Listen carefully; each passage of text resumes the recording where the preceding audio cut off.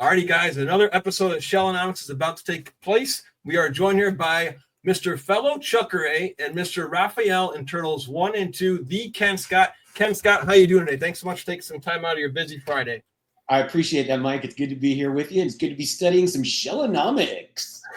Appreciate that. Guys, Kenn is the author of this book right here, Teenage Ninja to Mutant Turtle, Becoming the Reel Raphael. So before we get started, how did you come up with the name of the book, actually? Well, I wanted to avoid all legal problems. Originally, I wanted to call the book Confessions of a Ninja Turtle, and I still love that title. And so the website where people can get the book and stuff actually is turtleconfessions.com. But I thought that if I called it Confessions of a Ninja Turtle, I might get some kind of cease and desist letter, and then I would have to change the title and do all that. Now, that's not a problem when you publish through Amazon, because Amazon prints your books on demand. If one person buys a book, Amazon prints one book and ships it. It's amazing use of technology. So I was afraid of getting stopped by Nickelodeon or Viacom or whoever had the rights at the time.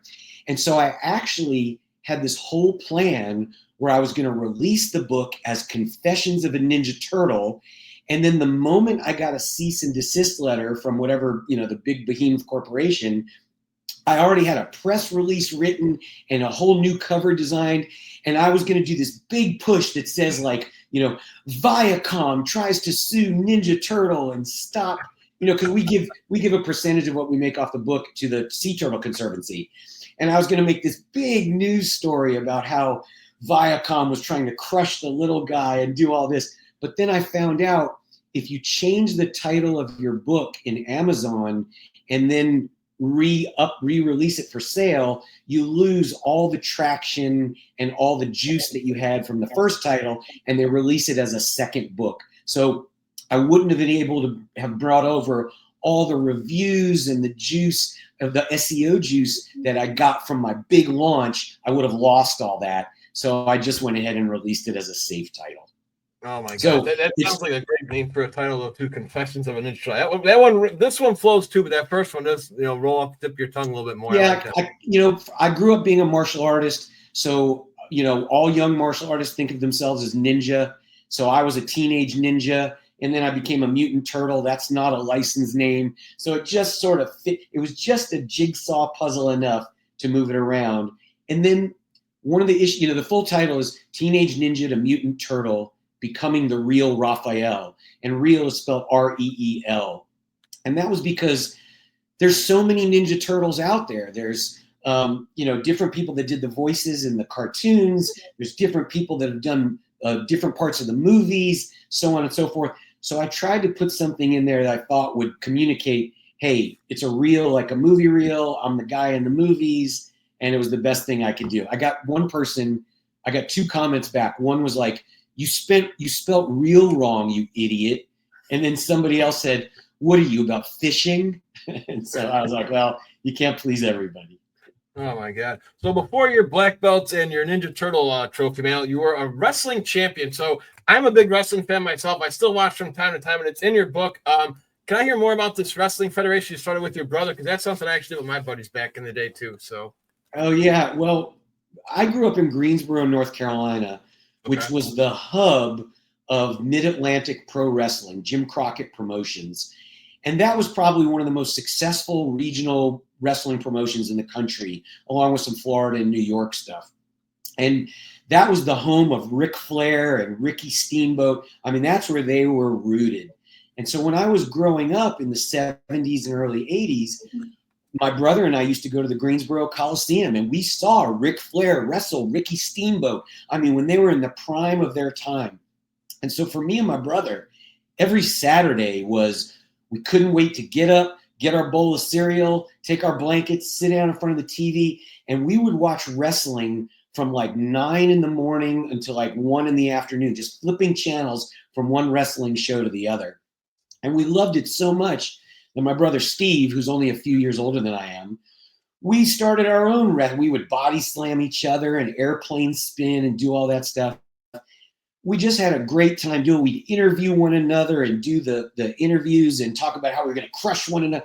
And we just play the different parts. So we started our own league, just the two of us. It was the Universal Wrestling Association, I think, the UWA. And we made a championship belt out of tinfoil. And we were multiple characters. My brother's name is Steve. And so he had the best name of all. He was Steve Starr. And because he was older, he became, I think I was Courageous Kenny or something like that. And then we had other characters that we would play. Sometimes I would be the interviewer, he would be the interviewer. But anyway, he became our first heavyweight champion, Steve Starr of the Universal Wrestling Association. And then at some point I beat him, and we had a great time. And what was great about that was I didn't even realize it, but in wrestling with my brother and learning how to do suplexes and body slams and wrestling on our parents' bed like so many kids do up until we broke it. And then, man, we got a lot of trouble for that. It really was the first part of my education in learning how to do fight scenes and learning how to do fight choreography. And even though we were just silly kids screwing around, it planted the seeds that would later grow into what was essentially, the basics of the garden of my career. So wrestling early on was a great passion of ours, so much so that we beat the shit out of each other. Yeah, no, and that's what, and it's like, so us, I grew up more like the hardcore, like the Hardy Boys, the Dudley Boys. So we had a crazy match. We call it the ladder match. We would jump off a trampoline to try and climb on the top of my uncle's garage. Yeah. So I'm up there with you getting the crap out of us for a broken bed for you guys and some garage chunks just falling off trying to grab that. The furthest we ever took it wasn't actually my brother, but a good friend of mine who was also into wrestling.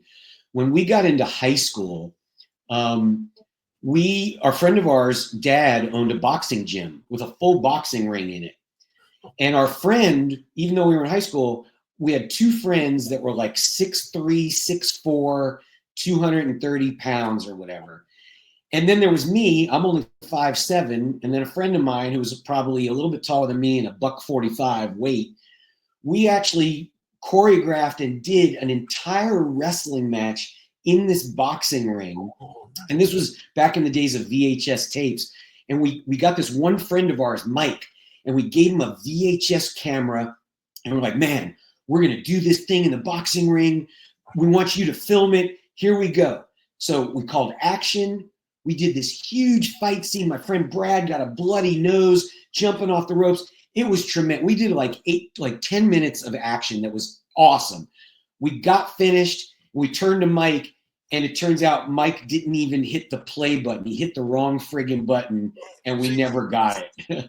So somewhere in God's eyes was one of the greatest wrestling matches ever. But we talk about a deleted scene, right? Yeah. So let's talk about something else here again before we dig a little bit deeper. Is you mentioned in your book the law of attraction. So what does that mean to you? It's funny you brought that up. I was just talking with somebody yesterday about this. The law of attraction is, and I'm not saying this is fact or anything, I choose to believe it. Yep. The law of attraction sort of works on the fact that everything in the universe has its own kind of vibration, right? I mean, our molecules are moving, our atoms and the protons and the neutrons, everything's moving around all the time. And so this creates energy and vibrations. And the law of attraction says that like vibrations will attract other similar vibrations. And so how does that work in the world for me? What that means is if you focus your energy into something and you claim it and you visualize it and you see it and you work towards it. And I'm not talking about hoping or dreaming, or just sitting in a chair and going, boy, I hope this happens someday. That's a little bit, you're putting a little bit of vibration out there. But when you choose to put vibrations out into the universe of the things you want, by taking action, by thinking, by speaking those words, you create those vibrations so that similar things will be attracted to you. So in the most basic sense, it's like, if you do unto others as they would do unto you. If I do good things for you, Mike, you're going to want to do good things for me. Hopefully you won't be a dick to me. So 100%. So if I do good things in the world, hopefully good things come back to me.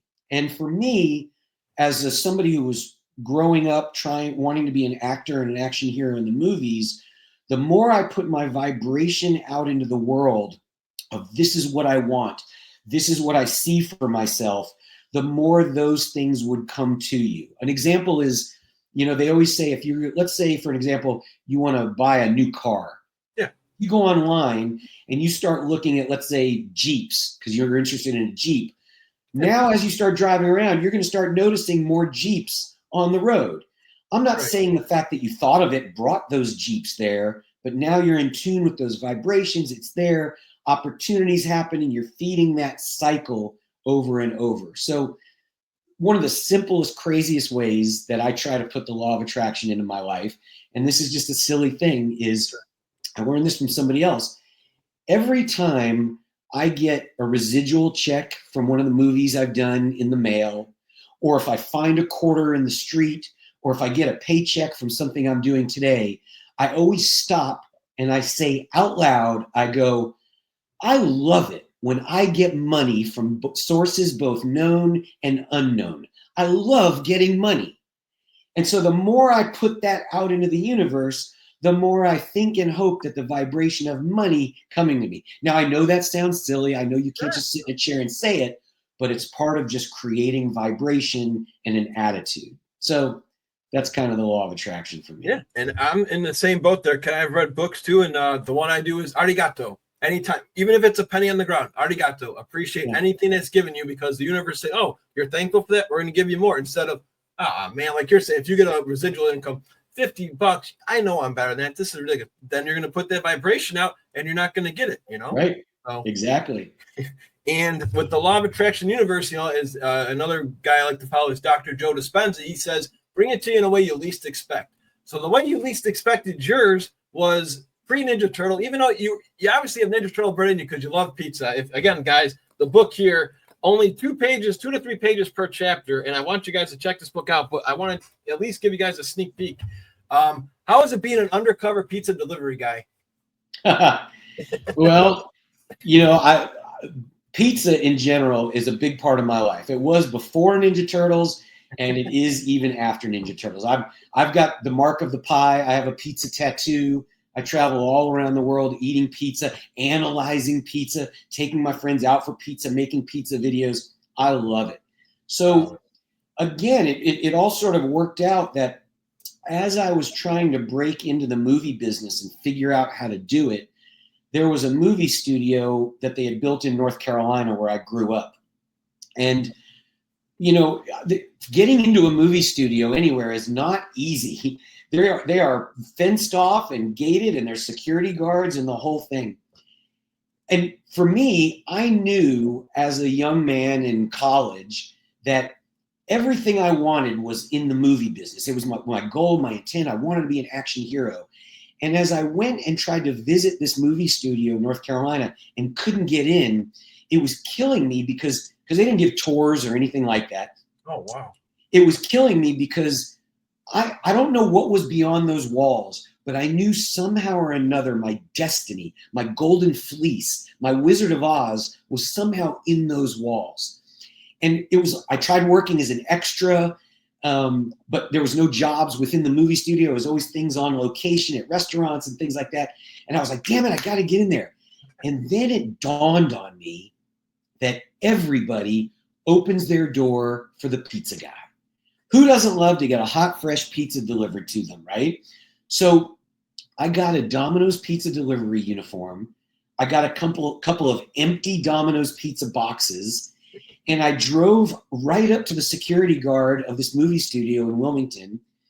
And I rolled down my window. Security guard's like, can I help you? I got my little Domino's hat on and my shirt. I point to the pizzas and I said, well, I got a delivery for production. Now, if you looked at me, I bet my hands were shaking. My heart was beating. I could taste copper in my mouth from the adrenaline that was running. The security guard looked at me and he leaned forward. And I swear, I thought he was going to grab me and like, what? He leaned forward and he kind of looked at me and he said, okay, just follow this yellow line, drive in the back. They're all in the back lot. And he raised up the gate And I drove in and I was like, holy shit, I'm in.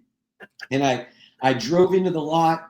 I ended up pulling onto the back lot. It turns out, just by luck, they were shooting a movie on the back lot with a gunfight and a car chase. And man, I covered up my uniform with a jacket.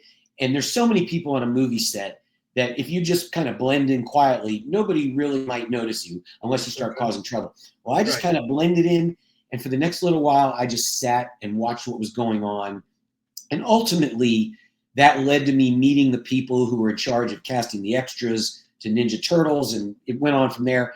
But just by dressing as a pizza delivery guy, I got through those walls, man, and it was like I entered the gates of heaven at that point. It was great, and it changed my life.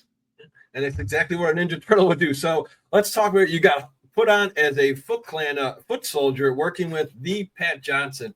What I really like about Pat, and you talk about this in your book, is one gentleman showed up 1 minute late. And me and you come from the old school mentality. The kids nowadays, there's a couple that, still have that old school like us. But, for me, it was, if you're on time, you're late. And I just love, so did you enjoy working with that no nonsense mentality from Pat Johnson? I certainly did. Let me share something with you real quick. Unfortunately, it's a lousy copy. But if anybody goes online and you go to YouTube and you Google my name, Kenn Scott, and then Google this short film, the title of the short film is Everything I Believe. It's called Better Never Than Late. Oh, okay. And it was my first attempt at making my first sort of kung fu movie. Okay. And it's on YouTube in 2 parts. It's really low quality streaming, but it won some awards. I think people really enjoy it. It's only like a 10 or 15 minute film. Oh, awesome. Thanks. Yeah. I loved Pat Johnson. I still love him. Unfortunately, we lost Pat Johnson last year. He passed away.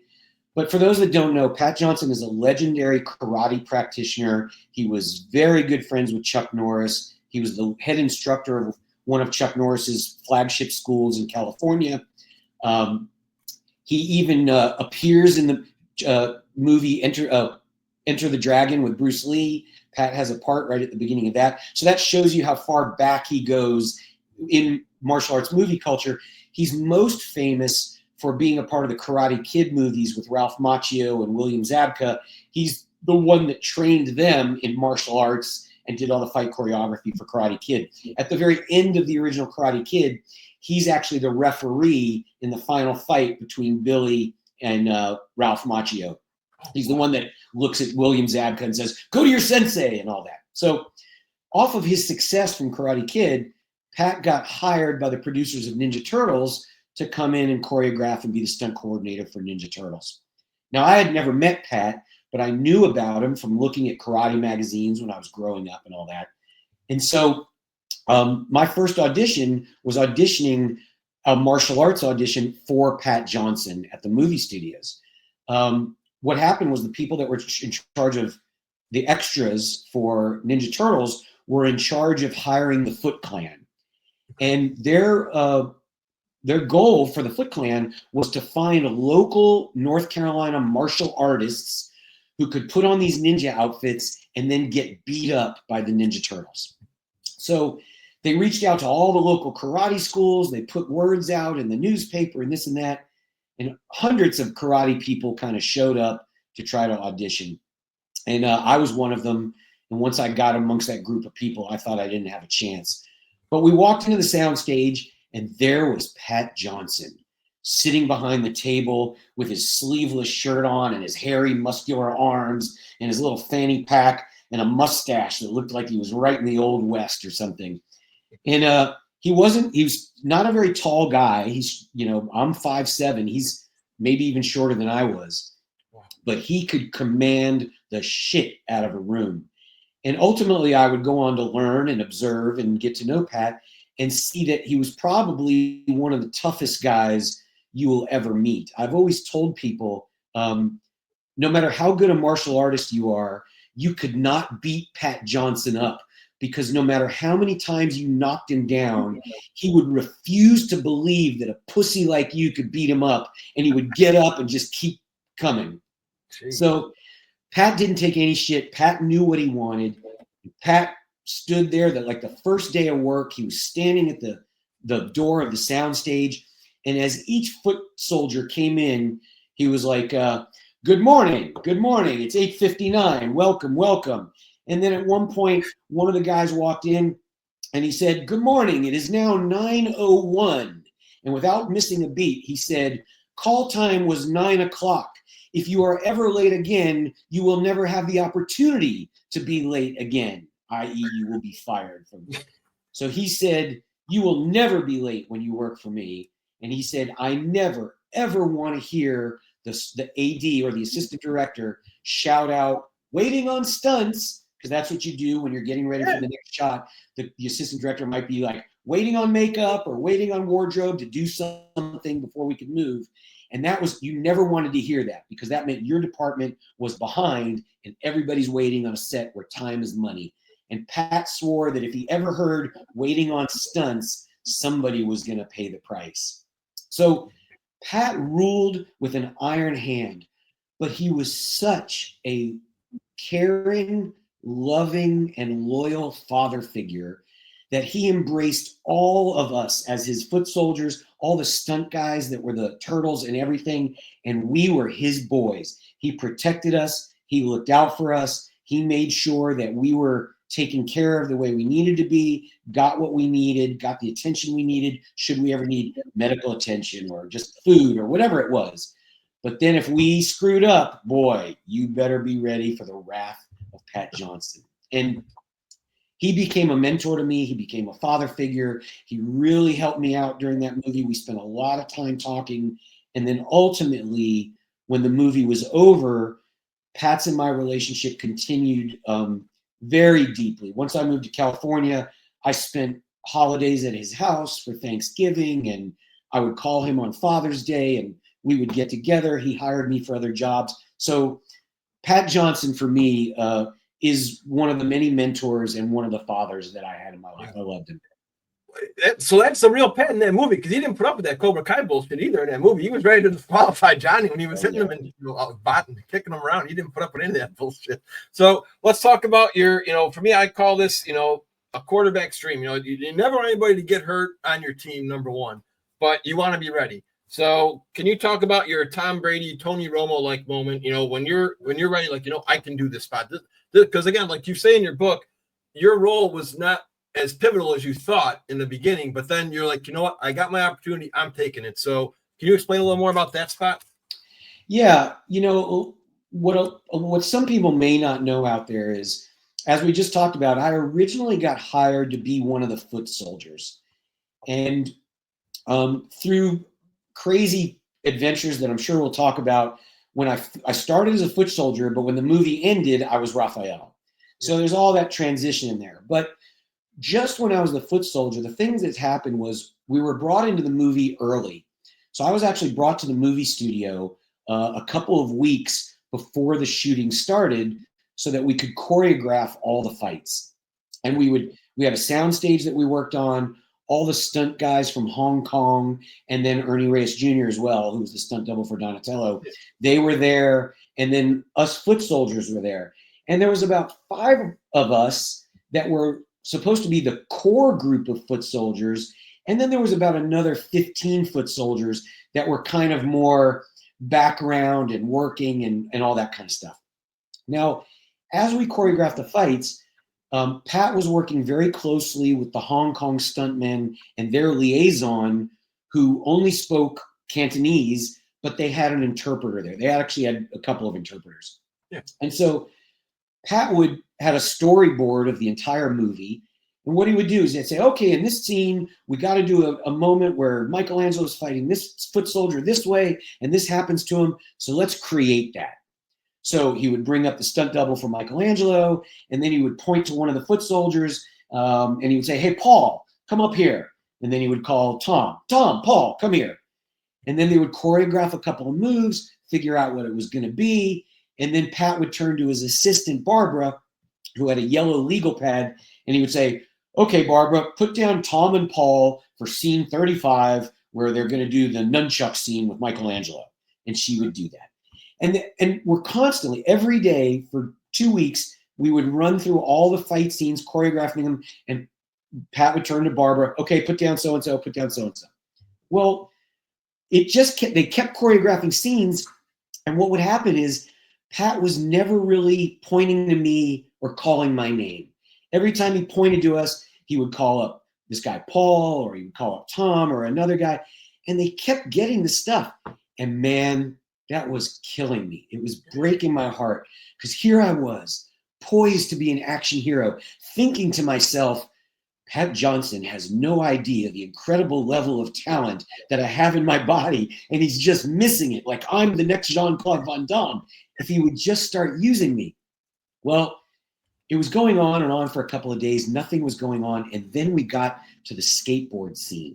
And in the skateboard stunt, there's just a very brief moment in the movie where Donatello's skateboarding through the sewers, chasing down some foot soldiers. And with one of them, he skates behind him. And as the foot soldier's running away, he knocks his feet out from under him. And the foot soldier's supposed to fly up in the air and splash down into the water of the sewer.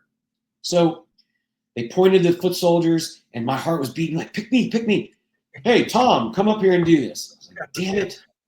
So this guy, Tom, he tries to do the scene. And what happened was when they knocked his feet out from under him, he just didn't fall very gracefully. It didn't look quite right. It was too clunky. Okay. Yeah. And so they tried it again. It didn't work. So Pat goes, here, you sit down. He pointed to us again, and he called Larry. And it was like, okay.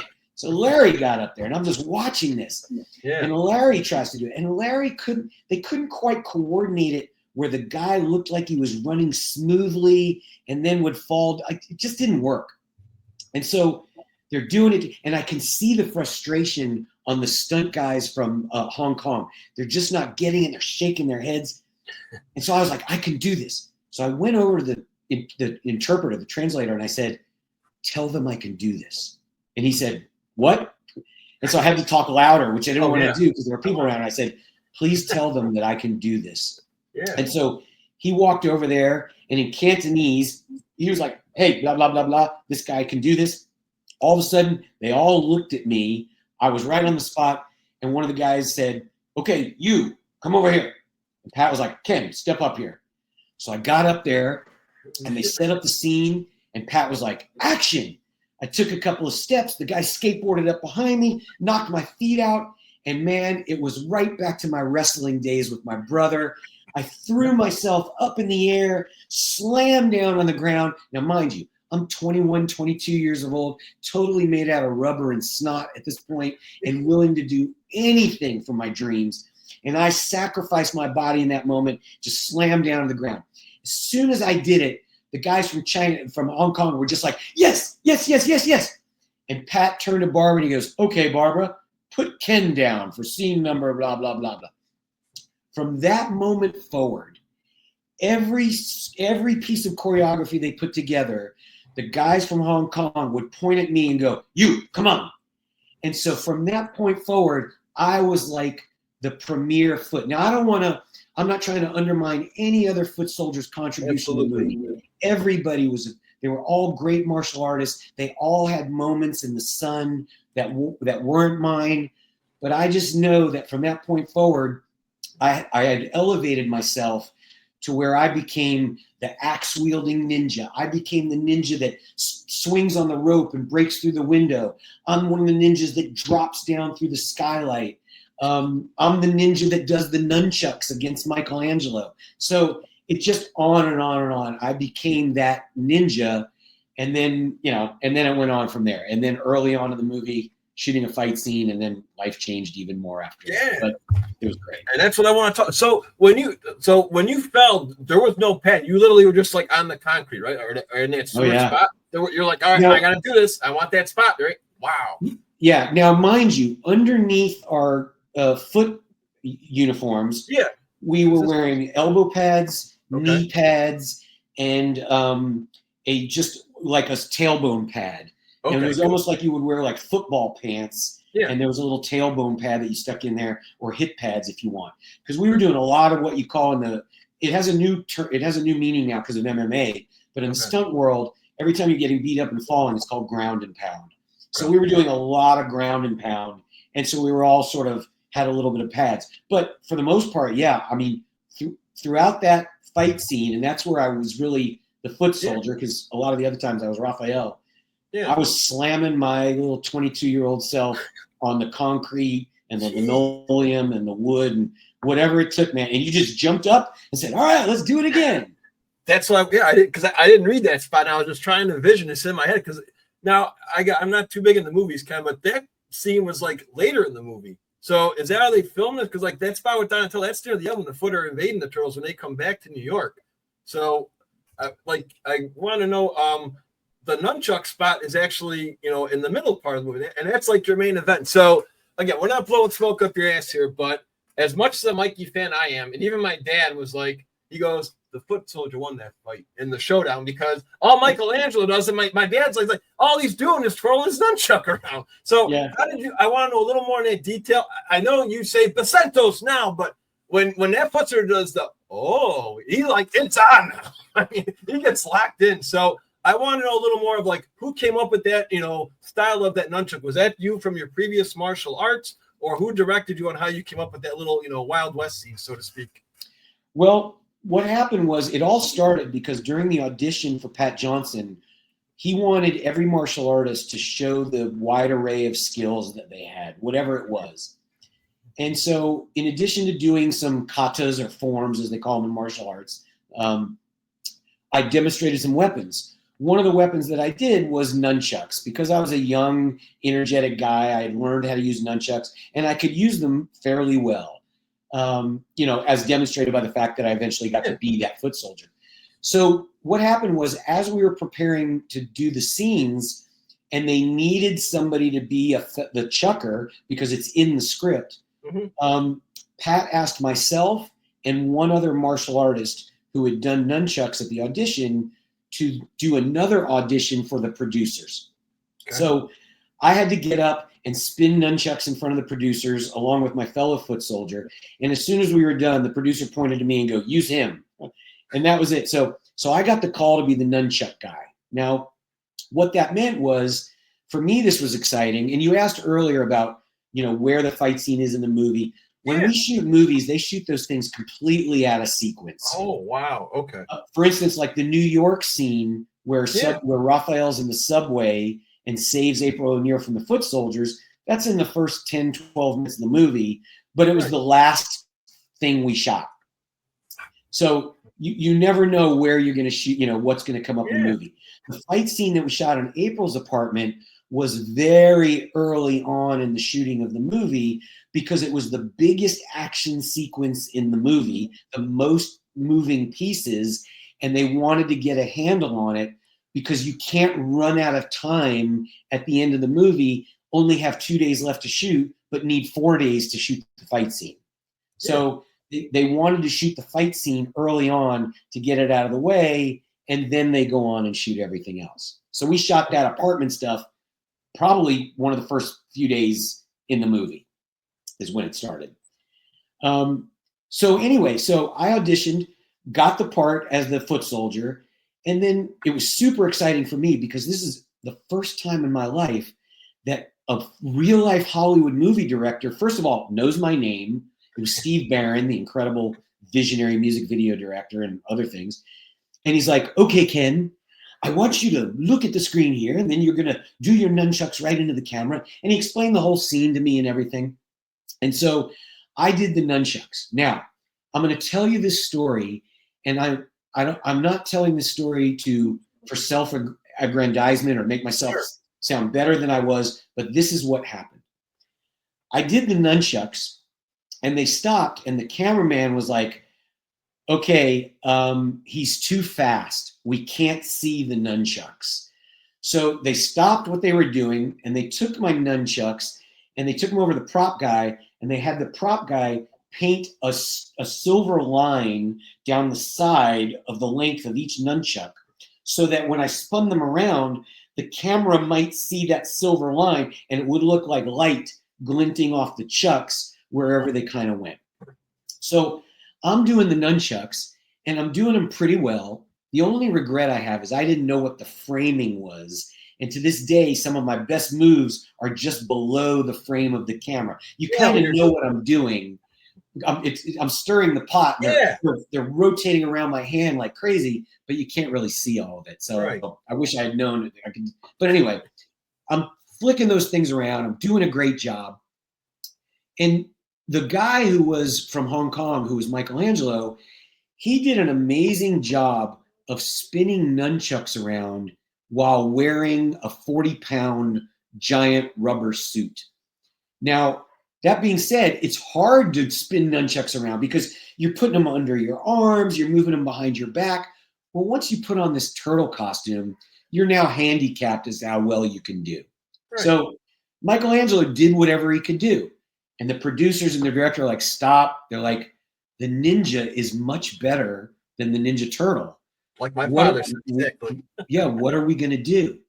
So on the spot, just over the next little while, they created that entire moment where they made Michelangelo do the propeller nunchucks on the end of his finger. So the prop guy took a pair of nunchucks, they made them stiff, so it was one long continuous, board. Yeah. They took a clutch cable, they ran it up the actor, Michelin Sisti, they ran it up his leg, all the way down his arm and out the fingertip of his turtle glove. They mounted that nunchuck on that clutch cable, and then just out of sight, the prop guy had a power drill, and he just pushed the trigger on the power drill, and so the nunchuck spun like a propeller on Michelangelo's finger, and then Michelin blows on his fingernails and polishes them to show that he's very nonchalant about it.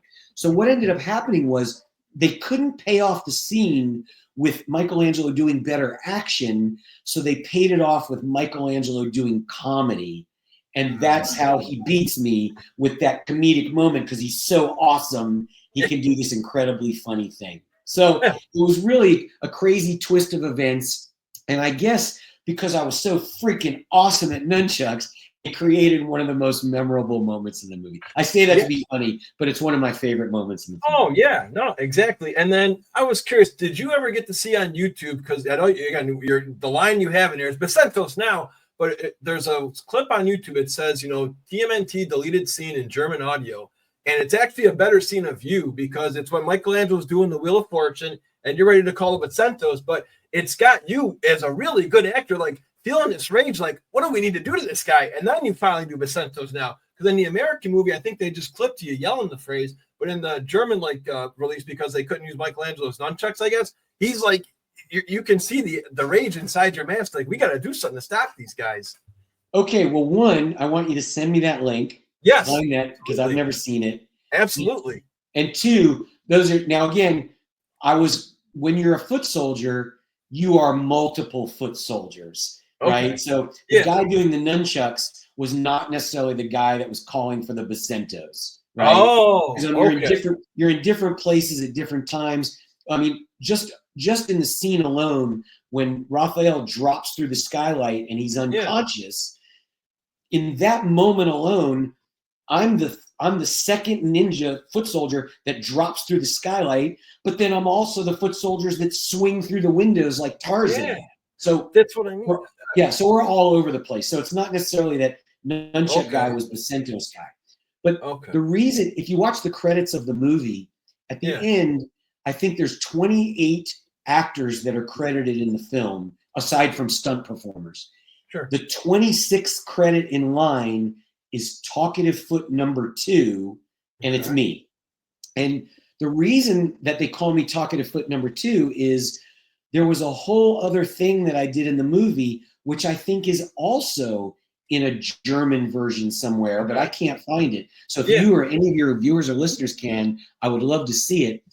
There's a moment where I'm fighting against Donatello. I'm the foot soldier. And I say, I'm going to turn you into turtle soup. But first, I'm going to shell you like an oyster. And then we fight, and I get my ass kicked, and that's the end of it. And we shot that whole scene. We did it, the whole thing. I'm sure they were going to replace my voice, just like they did with all the foot soldiers. But it never showed up. I think it's in the German version somewhere. Somewhere there's this mysterious German version that has everything we've ever wanted to see. Yes. But I think they replaced every other. The only other time you really hear a foot soldier talk is in the subway at the beginning, and that was an actor from New York. They dubbed his voiceover with somebody else. When I'm the nunchuck guy, and you hear me going, oh, Yeah. oh, that's somebody else dubbed over. Oh, okay. But when you hear Bacentos now, that's me, baby. Okay. So even though I didn't make my turtle soup line in, Yeah. I did get in with my Bacentos line.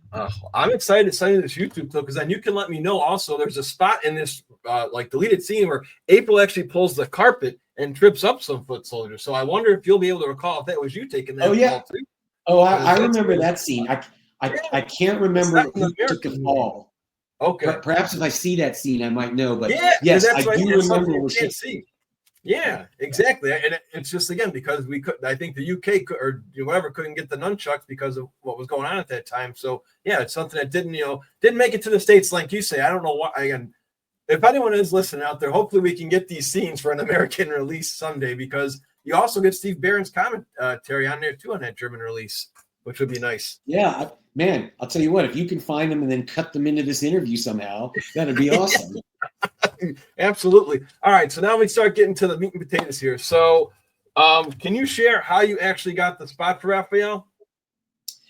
Yeah, early on in the film, they shot the scene where Raphael meets Casey Jones in Central Park.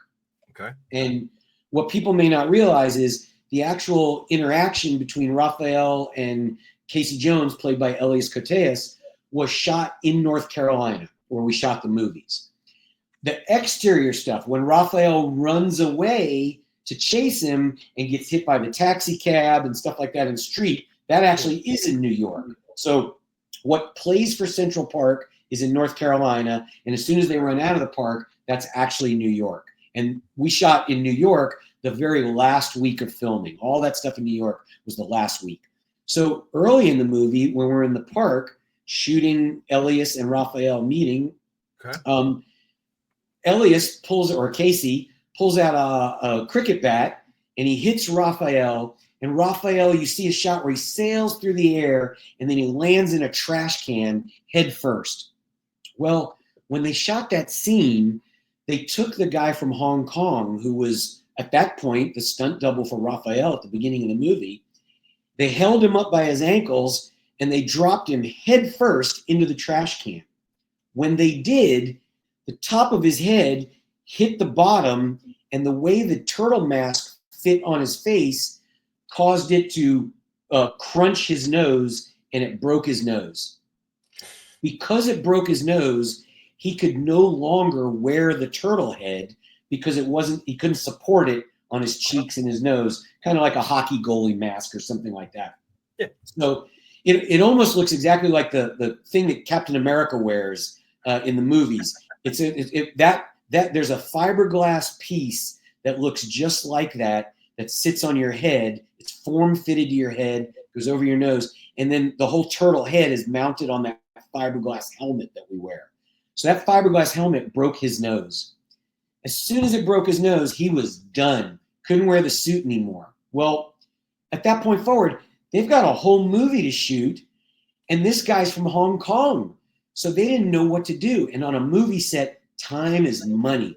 They needed to replace that guy as quickly as possible to shoot all the action in the movie other than what was going on right there. So they went to Pat Johnson, the fight coordinator, and they said, look, we don't have the time or the money to bring somebody else over from Hong Kong. Have you got anybody that you think could fit in this suit and could fight like a Ninja Turtle? And so based on all the things I had done, Pat immediately came to me. I was his first choice. He pulled me aside and he said, Ken, I want you to know that if you can go to the creature shop and you can fit in the Raphael costume, you're going to be the new Raphael. And I was like, holy shit, this is all my dreams coming true again. And so I went to the creature shop, which is what we call the area on the set where the Jim Henson organization was, and all their computers and parts and paint and everything. And they brought out the various turtle parts that it would take to fit me into a turtle costume. They stuck that Raphael head on me. And at that point, they looked at me and they go, well, you're the new Raphael. And from that moment, changed my life. And now here we are 35 years later talking about it. Unbelievable. So I know I can't keep you too much longer, but I wanted to talk a little bit about that taxi cab scene when you're going to get hit. And also, like you say, so how they film this is, again, this wasn't you when they did that double somersault. Remember that spot where Leo and Raph are kind of doing like a double somersault, like rolling and rolling. So that was before you became Raphael then? That spot? Yeah, because that's in their April's apartment. Yeah, well, that's like on the rooftop fight, right before they fight Shredder. They're doing that little spot. And then Raphael does like a triple kick. It was like a spinning kick. Yep. Okay. So I wanted to talk about the taxi cab scene, and just like, again, you said it, as you know, you're kind of handicapped in these, showing off your martial artist skills. So how the heck the taxi cab scene, and how did you pull off that spinning kick as Raphael in that suit against that foot soldier? That's, world famous. It's in the trailer, and it's one of the best, spots in the movie. Well, the taxi cab scene was really exciting because you're basically putting your body in contact with a 2,500 pound moving hunk of metal. And I had never done that before. As much as I had trained to be an action hero growing up and riding motorcycles, jumping out of airplanes, scuba diving, everything I could do, I never really thought to practice getting hit by a car because I figured, all right, when's that going to happen? Well, here it was on my very first job dealing with a taxi cab. Plus, I'm inside a turtle suit where you can't see shit. Yeah. And it's very difficult to do fight scenes and choreography because you really have to accentuate your head movements to turn and look and see what's in front of you. So Pat Johnson was very meticulous about coordinating that and setting up marks on the road and working with the driver of the cab and all that kind of stuff. And we basically just kind of set it up where the cab was going to hit a certain point. I was going to take a certain amount of steps in the suit. And if everything worked out mathematically, we'd come together at the right time and the right speed. And then I'd be able to kind of launch myself over the car to keep going. I won't lie, I was nervous as hell because I thought, just one little misstep or one little accident by the driver, who I didn't know this guy very well. Right. Who knew what was going to happen? Fortunately, though, with enough practice and enough pre-rehearsal time right before we did it, which is very important. Pat was adamant about nobody getting hurt on the movie if that anything could be avoided. It's not Wild West stuff. It's all planned out. We did it. And the first time I did it, man, I'm sure my heart rate was, 120 beats a minute and just going at it and doing it. And then, we probably did it 4 or 5 times. And each time I got a little more comfortable with what was going on, but still nervous. And I think I successfully did it every time. And they picked whichever take they used. I wasn't really sure, but it was a very exciting moment. And it was one of those things where, yes, I was scared, but I think the adrenaline kind of helped me do and get there and do what I needed to do to get over. Yeah.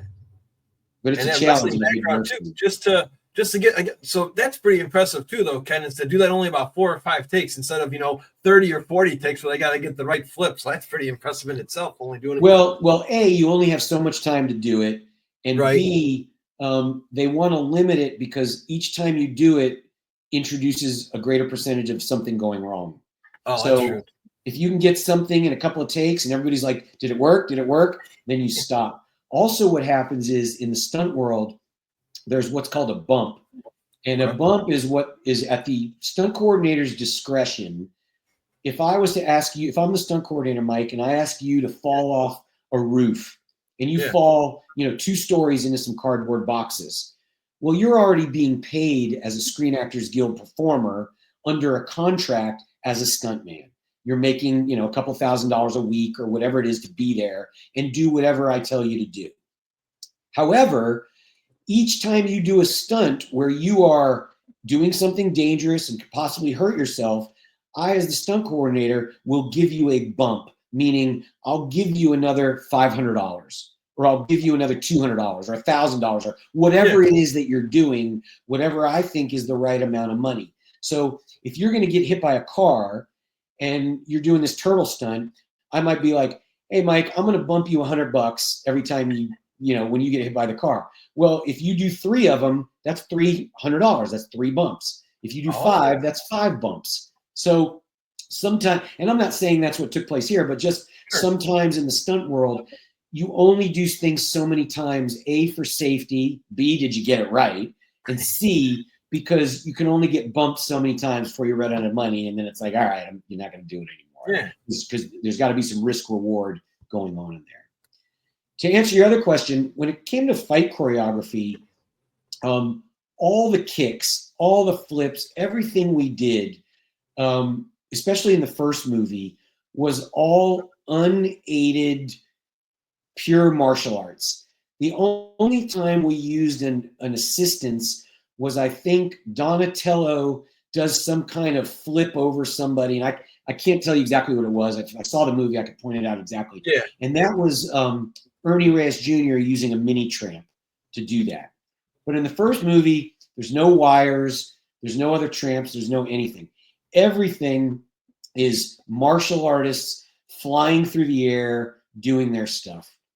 And that's why what was so amazing about this was the level of martial artists that were working on this film. The stunt guys for Leonardo, Michelangelo, and originally Raphael were all guys that had been brought to America by Golden Harvest, and they were part of that Golden Harvest contingency. Now, Golden Harvest Films, for those that don't know, that's the company that made Bruce Lee's Hong Kong movies. And they also made Jackie Chan movies. So you can see right there, their level of martial arts knowledge and pedigree is very, very high. They're not going to be working with, stooges. So these guys are world-class movie martial artists. And then originally they had a guy who was stunt doubling Donatello, but he got hurt somewhere early on, even I think before rehearsal started, because I never met him. When I got to the movie, Ernie Reyes Jr., who's an American martial artist of incredible, he was the Michael Jackson of martial arts. He was a star when he was 8 years old. And now at 17, Pat Johnson had tapped into him to come be Donatello's action double.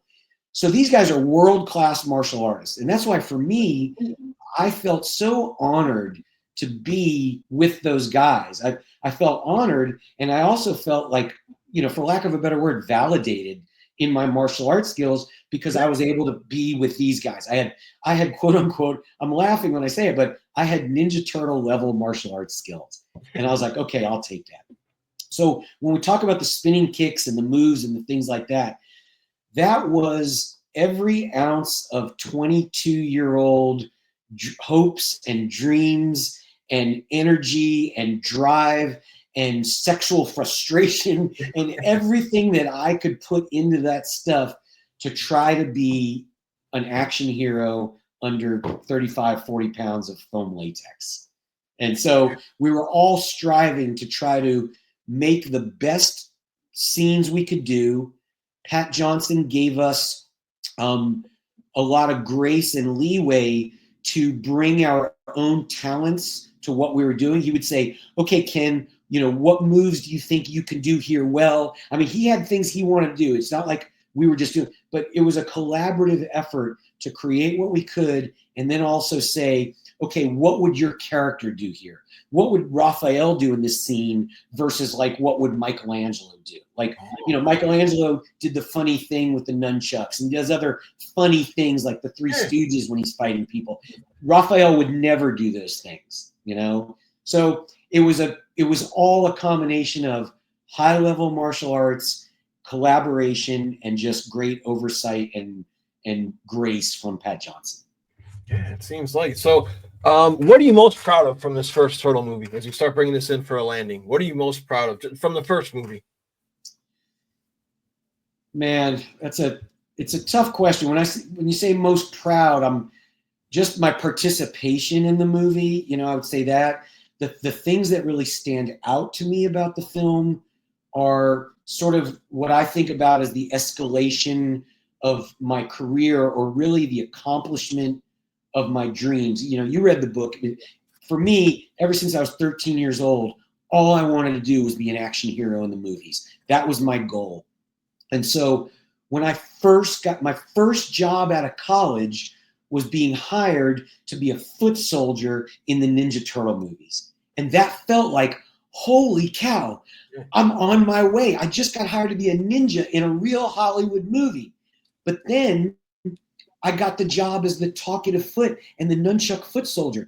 And that elevated me, as the original foot soldier, we were just being paid as extras. We were nothing more than that. We weren't Screen Actors Guild performers. We were what was called special abilities extras. And we were making $75 a day before taxes. So then when I got the fellow Chucker and the Bacentos and the talkative foot number 2, I became a Screen Actors Guild performer. Now, again, I use this expression a lot, but for those that don't know, getting your Screen Actors Guild card is a huge step for any wannabe actor. They don't just give them out. You can't just apply for it.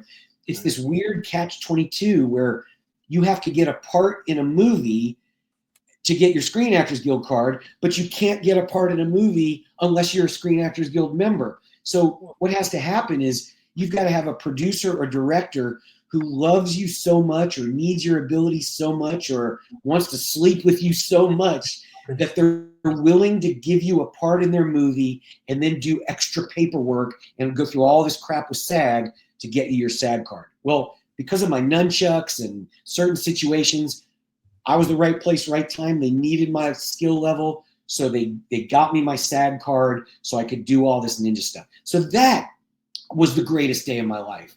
And then all of a sudden, Nam playing Raphael gets hurt, and I became Raphael. So that was another step up, and that became the greatest day of my life. And then, we're talking about the first movie, but then in the second movie, I went from being Action Turtle to being the actual animatronic actor speaking first unit turtle. And that felt like another step up. So I'm proud of all of it, but those are the moments that stand out to me of, hey, setting dreams, checking them off. Setting dreams, checking them off.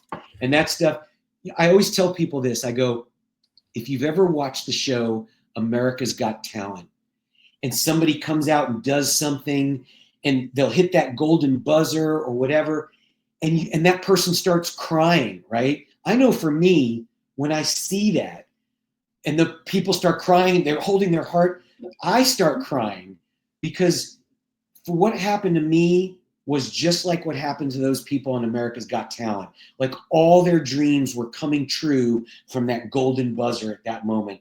And I had the joy of that at least 3 times on these movies over and over, where I just didn't think it could get any better. And we're going to go full circle because as we talked about before, law of attraction, the quarter to penny. You went from just being the little guy to the foot soldier to the talkative foot to Raphael. Like you say, every little step, it comes full circle, baby. Comes full circle. Yeah. Kenn, I'd love to have you back on down the road to talk about Turtles 2 being in Raphael. Again, guys, this is the book right here. You can get it on Amazon, and I'm going to have you plug your website again too, guys.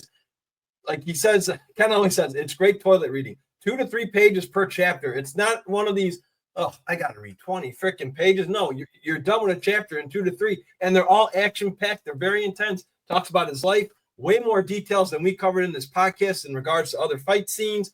Talks about Turtles 2 and a little bit more about Kenn's backstory. So, Kenn, where can fans find you on social media? I know you go to Comic-Cons and whatnot, so can you plug your socials, please? Because, guys, one more thing, too. If you're not following Kenn after this, please do, because he gives away these once in a while. He's done it. I've seen it. He's given away an Amazon Audible book on there. So please plug your socials for us, Kenn. Yeah, I appreciate that. Thanks a lot, Mike. Yeah, that was fun. I actually went into a studio and recorded the whole book myself for the audio version. And every once in a while, the book, the hardcover or the paperback book is only $10 on Amazon. And it's only $10 because I don't really make money off the book. I didn't write it to try to make money or get rich or anything. Literally, I think I make like $1 for each book that sells or something like that. But also 10% of the sales also go to the Sea Turtle Conservancy because we want to take care of our turtle friends. But I priced the book at $9.99 because I just want turtle fans to enjoy it. There's stories in here and things about these movies and this franchise that even the most diehard Turtles fans do not know. And after years of doing comic conventions, after years of telling stories and seeing how much fans love it and how they're hungry for knowledge, just like I was hungry for knowledge growing up about movies. And when I was growing up and wanting to figure out how to be an action hero and a stuntman and all that, there was no internet. I had to wait till there was specials on TV or things like that to see behind the scenes. But now with this book, it's so easy for Turtle fans to get this thing. And it's this sounds so kind of corny, but it really is like my gift to Turtle fans. It's like, please, if you love these movies, you will love this book because it gives you insights and all that stuff. So that's why it's only $10.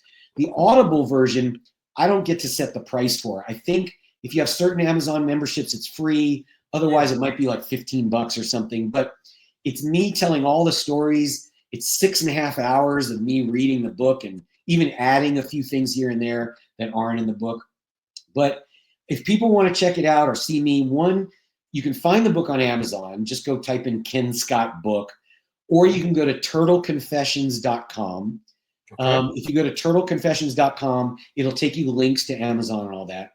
And if you want to go to social media, which I have a lot of fun on social media. I go to a lot of Comic-Cons throughout the year, and I try to be real active about putting up pictures of cosplay and me hanging out with fans. And a lot of, I do the nunchuck challenge. People come up to my table, and if they tell me, oh, I do nunchucks, I have a set of nunchucks I bring with me, and they do the nunchucks and we post those up there. It's a lot of fun. So I'm on Instagram as Kenjitsu, and that's Ken with 2 N's, Kenjitsu.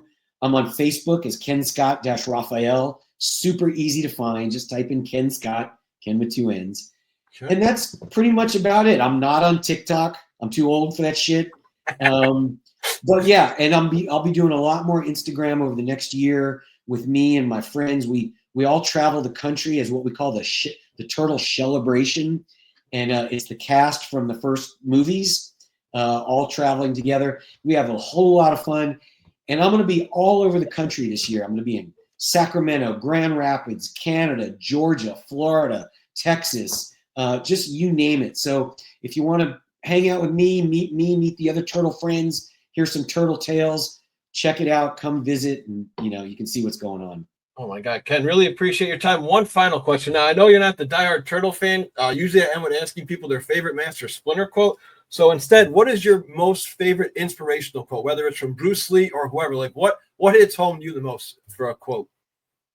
Man, there's a few, but the one that just pops right off into my head is be the change you wish to see in the world.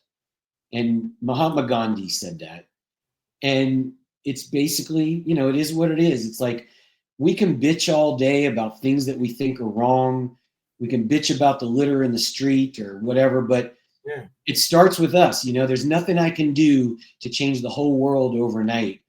But if I can start with me and be the change that I want to see, then that's the most I can say is plant that seed. Be the change you wish to see in the world. Oh, man, Ken, I love it. Turtle power, my dude. Thanks so much for your time today. Turtle power, Mike. Cool kids rock. Damn straight.